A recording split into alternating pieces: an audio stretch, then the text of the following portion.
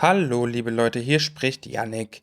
Ich habe gleich ein wundervolles Interview mit Ali Gatie für euch. Das ist ein Singer, Songwriter und Rapper aus Kanada. Leider muss ich aber erstmal sagen, dass während des Interviews, wir haben das über Zoom gemacht, meine Audiospur ein wenig verhunzt wurde. Das heißt, mein Input hat sich die ganze Zeit geändert.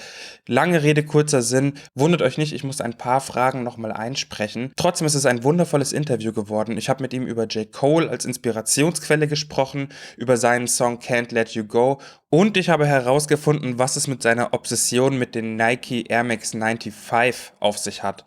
Außerdem haben wir noch über viele Kleinigkeiten gesprochen. Es war ein sehr, sehr, sehr angenehmes Gespräch. Deswegen sage ich einfach mal, gönnt euch und auf bald. Tschüss.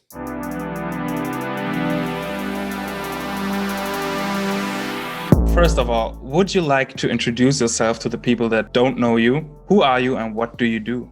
My name is Ali Gatie. I'm a 23-year-old singer-songwriter from a city called Mississauga in Canada. And that's pretty much it. I guess through this podcast, you guys can learn a little bit more about me. How would you describe your sound to someone that has no idea about music? So I think I'm like, a lot of people view me as this like heartbreak singer, and that's kind of all I do. But I think I'm a storyteller, and that's kind of how I approach all my songs and how I always approach my songs. So like, I'm the type of artist that is going to give you a cool song that's catchy, but the main thing I focus on is the lyrics. I try to convey these stories, and they're usually emotional, and most of the time they're about heartbreak, but that's not always the case. So I think if you're the type of listener that likes stories and you like connecting with music that can take you somewhere emotionally, I'm kind of your guy for that. I saw this documentary about your life, and I was wondering, what's up with the MX95 addiction or obsession? Yeah, honestly, there's a little story behind that. It's when I was first kind of pursuing music. I was obviously just like a broke teenager. I was working at like McDonald's. My family never really had money growing up, and so I had these one pair of shoes. And I was working at like little part-time jobs, so I could have afforded to get other shoes. Like, you know, they're not like expensive shoes. It's like $150, $200. Yeah. But I was always telling myself, like, you know what, I'm going to focus on my career and my music. I'm going to invest all my money into the studio and promoting myself. And when I get bigger, then I can buy as many shoes as I want. So why kind of splurge on things that I felt like I didn't need at the time? Mm-hmm. And so once I kind of got bigger and a little more successful, I was like, you know what, like, it'd be a cool thing to kind of show myself that I stuck to like what was important and I sacrificed a lot for years. And so I kind of splurged and I got almost every color. But since then, I kind of stopped collecting them. I was just like, it was more of like a metaphor thing. Mm-hmm. So I have them here. I might like set them up somewhere, you know, just so I can have it and look at it to remember. But it was definitely a cool little goal. Yeah. I mean, the 95s are a classic as well. So exactly. And they're like, I feel like they're slept on classic. Like not everyone wears them, you know, so that's why I like them. I kind of like doing those things that not everybody does. And so I think that's the reason I connected with them. In the documentary, you also talk about this feeling of being able to provide for your family. Could you go a little bit deeper into that? Can you explain this feeling to me? Yeah, I mean, I think like a lot of kids, and I'd say most kids, when you grow up, you always want to like help your parents, help your family, help your friends, like if you can, right? And so for me, it's like my parents immigrated, you know, a long time ago. They left like Iraq in the war before I was even born. And then they immigrated to Abu Dhabi, and then they immigrated to Canada. And they struggled, you know, and they sacrificed a lot. They had a good life there, but they struggled and sacrificed for me and my siblings to have better opportunities in Canada. And really, like, their whole dream was for me to go to university, go to school, get educated. And I kind of didn't give them that. And I did feel a little bad. I mean, I was protecting my own dream and I was focusing on my own life, but I felt bad. And so regardless, I was like, you know what? I'm going to hurt my parents' feelings now and break their heart and tell them I'm leaving school and have them worry and all that. And then I like, it'll be worth it later, because I knew that if my plan had worked out, I would be able to support them. And, you know, my parents always supported me. They couldn't support my music, but they was like, I still had a roof over my head. I always had clothes, whatever I wanted. Like, I never felt like I was poor, even though I did grow up poor. And so it just felt natural to me as I got more successful to help my parents out. And I recommend it to anyone. It's like the best feeling. People always think, oh man, it probably sucks. Like, you know, you can't just do everything on your own. Like, and I was like, it's obviously it costs a lot of money, but it's the most like fulfilling thing that I do probably also in my life. So I would recommend even helping your parents, even if it's giving them like 10% of what you make or whatever. Just the feeling of giving back. It feels good. Yeah. And it always feels better to give than to take, in my opinion. But maybe that's just how I am. I also saw that you're a huge J. Cole fan and that you drew inspiration from his Dolla and the Dream motto. What does Dolla and the Dream mean to you, or what does J. Cole mean to you in general? So Jake, before I even like pursued music, I love J. Cole. And the reason I love J. Cole is because he seems so real and genuine.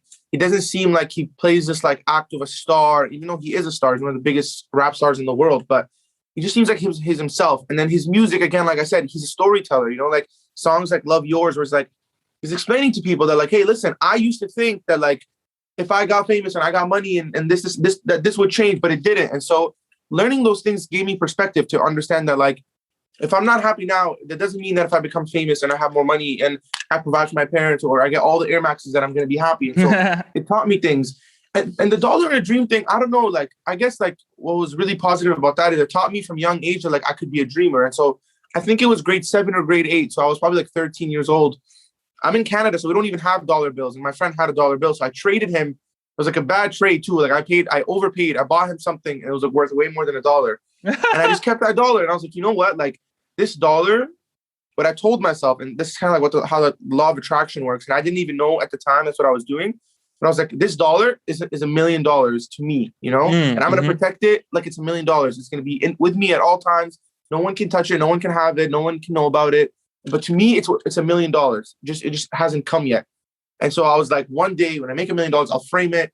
And so it wasn't about the money. It was just more about that, the putting that into the universe, that like, this is worth that to me and it'll come to me because I guess, and later on, I learned that what I was doing is I was speaking it into existence, you know?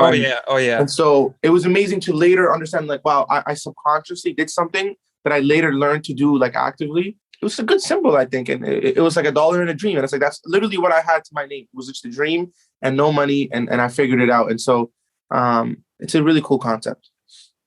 Also with the college dropout certificate thing. Yeah. I mean, I think that those are cool things to just combine because like everyone was telling me like, oh, you're going to drop out of school. You're not going to make no money. My dad was like, you're going to end up homeless on the streets. I was like, nah. And I just had this like unbelievable amount of belief where I was like, I can do this. Like I really believed I can do it. And I think that's the only reason that I was able to do it.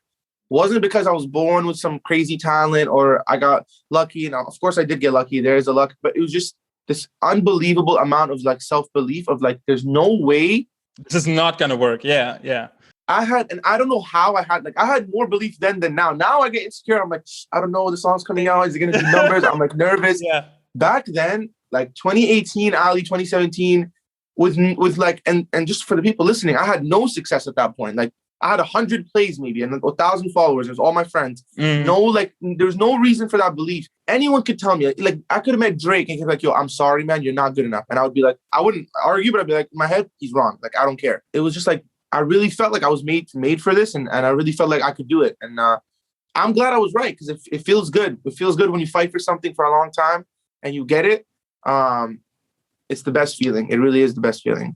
Did you have any role models? My role models, I think, like, and not to be cliche, it's more like my mom. I think, like, just the way she lived her life. She was very, like, selfless and kind and giving and loving and all those, like, qualities she had that kind of moved on to me, helped me, like, just grow as a person. And I think it's the same reason people connect with me as an artist because, like, a lot of people just say, oh, you're so humble. You just, you know, you don't act like a celebrity. You still respond. And it's like, I think I get all those qualities from just the way I was raised, you know? Artist-wise, like, Drake obviously put on for Canada. Drake and The Weeknd, those guys like created a music scene for us and like allowed people to respect us and give us a chance. But I like J. Cole is like musically, even though I know my music doesn't sound like J. Cole, but I think I take a lot from him. Just like his branding, the way he carries himself, the way he presents himself. And it's like different type of music, but it's still music with a message. Ed Sheeran too, even though you like there's those similarities that, you know, I can't deny. Like Ed Sheeran, Adele, J. Cole, those are the people I was really listening to and really connecting with the music early on. Just because like that, I mean, especially Ed Sheeran and Adele, that's really the type of music that I make just in my own way. And so just those big ballads, like emotional songs that like are timeless. Like Adele's records are gonna forever be in trend, you know, whether there's like a TikTok trend or there's not. Yeah, timeless. Regardless, you can anytime put one of those songs in a movie and it becomes big again because the lyrics are timeless, the emotion, as opposed to songs that are like, oh, this is the pop and sound now. And that's great too. Like, and I probably would do songs like that too eventually, but they got me focused on like, let me make timeless messages that in 30 years when I'm not doing music, people still be like, damn, I remember that song, like how it made me feel. Speaking of songs, you recently released Can't Let You Go, which was a pretty sad song in my opinion. What's the song about? I mean, honestly, like Can't Let You Go is like, I feel like, and it's not even to compare. It's like an evolution for me from like, let's say It's You, because like It's You is like a great song, but it's very stripped back ballad, acoustic song. We added drums, cool. Yeah. Can't Let You Go is like more produced. Like Can't Let You Go to me feels more like closer to like a big sounding anthemic Adele song, like something that's like in a movie, and it's just like the drums hit and then the hook, and I'm like basically screaming on the hook, and you feel the emotion, and it's different. And that's not to say it's better or worse than It's You. It's just it's a different song, but it's like it's a step up for me, and I have more records that I'm working on that are like a step even further than that. But it's sad. That's definitely a sad song, and like sometimes I say like people think It's You is a sad song, but I view It's You as like a happy love song. But Can't Let You Go is definitely just a sad, emotional song, and it's just a song about like that hopeless feeling of like either being in love with the wrong person, if that's what you relate to, or just being in love with the right person, but it's just not working out. And really, I think that the whole idea of the song is that like, I'm talking about like, oh, I can't let you go. But in reality, it's, you know that you can, but you're choosing not to. And that's the part that hurts the most. And that's what I felt like was the most powerful message in the song, where it was like, even if I could move on, I still wouldn't because, you know, so it's, because I'm still in the fields. Yeah, I know the feeling. Exactly. I know exactly. The feeling. Tell me about the idea of Her. What can you disclose?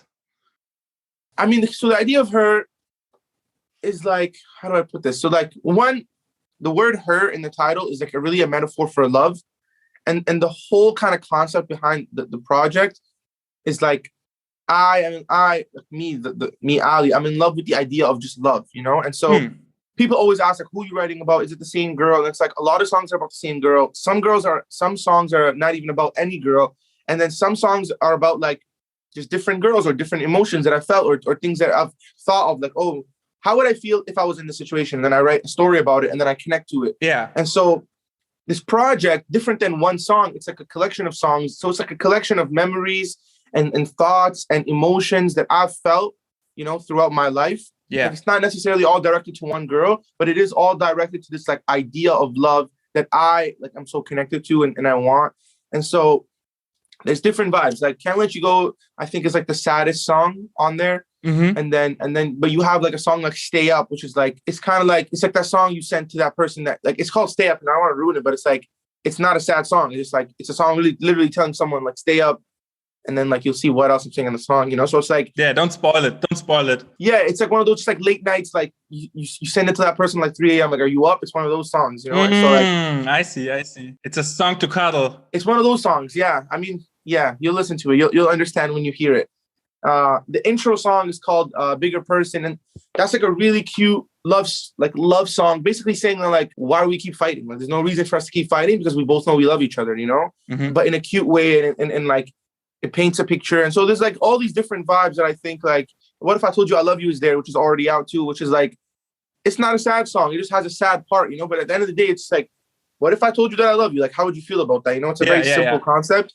And so there's like the poetic songs, there's the simple songs. Do You Believe, which is with Marshmello and Dolla, it's very energetic, like not sad song either. So I wouldn't say it's like the roller coaster of emotions that come with love. You know, that's kind of what the EP is. Thanks, man. That's it already. Awesome. Yeah. Cool. Thanks for the interview. Thanks for your time. Thank you, bro. I appreciate you.